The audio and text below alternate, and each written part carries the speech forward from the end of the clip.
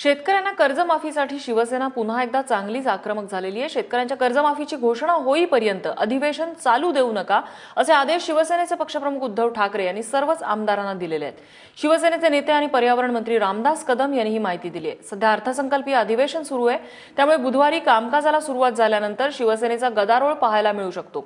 अधिवेशन सुरू झाल्यापासून दोन्ही सभागृहात गदारोळच सुरू आहे आणि त्यात आता सत्ताधारी पक्ष असलेल्या शिवसेनेची भर पडणार आहे। ठाकरे यांची भूमिका शेतकऱ्यांच्या बाबतीमध्ये स्पष्ट आहे की कुठल्याही परिस्थितीमध्ये महाराष्ट्राच्या शेतकऱ्याची कर्जमुक्ती झाली पाहिजे, कर्जातून बाहेर पडला पाहिजे, सातबाराचा उतारा कोरा झाला पाहिजे। ही मागणी कालही उद्धव साहेबांची होती, आजही आहे आणि जोपर्यंत कर्जमुक्ती महाराष्ट्राच्या शेतकऱ्याची होत नाही तोपर्यंत हे अधिवेशन चालू देऊ नका असे स्पष्ट आदेश माननीय पक्षप्रमुखांचे सगळे आमदार महोदयांना आहे।